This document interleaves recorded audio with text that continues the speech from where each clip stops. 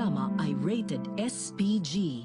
Ito ay nangangailangan ng striktong patnubay at gabay ng magulang dahil sa mga sensitibong tema at eksena na hindi angkop sa mga bata. Sa paghaharap nila Ramon at Rigor ay naubusan na nga ng bala si Rigor. Kaya naman wala na itong ginawa kundi tumakbo at magkubli sapagkat desidido si Ramon na patayin si Rigor dahil siya umano ang malaking hadlang kay Ramon.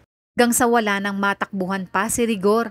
Kaya na-corner na siya ni Ramon. Nang makita nga ni Ramon si Rigor ay hindi na ito nagdalawang isip na barilin. Sa lakas ng pagkakabaril kay Rigor ay tumalsik ito at nawalan agad ng malay. Ngunit buhay pa ito dahil isang tama lang ang tumama kay Rigor. Nang babarilin muli ni Ramon si Rigor ay dumating si David at nakiusap na huwag patayin si Rigor dahil siya pa din ang amang nagpalaki sa kanya at itinuring umano siyang tunay na anak ni Rigor. Kaya naman pinagbigyan ni Ramon ang hiling ni David. Sa kabilang banda, sa pagpasok ng Red Phoenix sa kanilang sasakyan upang tumakas at umalis sa lugar ay ito na din ang huling araw nila sa mundo sapagkat nakapwesto na sina Tanggol upang ubusin at patayin ang Red Phoenix.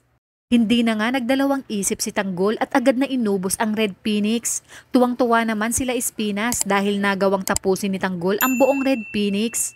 At nang paalis na sana sila sa lugar ay biglang nagkaproblema dahil naabutan ni Rigor at Mando sina Tanggol at Bubbles na pasakay pa lang ng motorsiklo.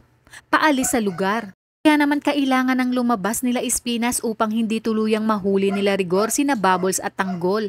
Kaya naman nagpaputok sila Espinas upang mabaling ang atensyon nila Rigor nang sa gayon ay makaalis na sina Tanggol at Bubbles sa lugar. At nang makaalis na nga sila Tanggol ay agad na ding sumibat sila Espinas pabalik sa selda.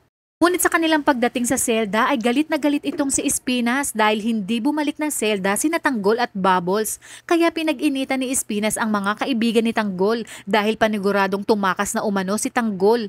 Ngunit ang hindi alam ni Espinas ay napadpad sina Tanggol at Bubbles sa isang isla dahil sa kakatakas sa mga humahabol sa kanila na mga parak.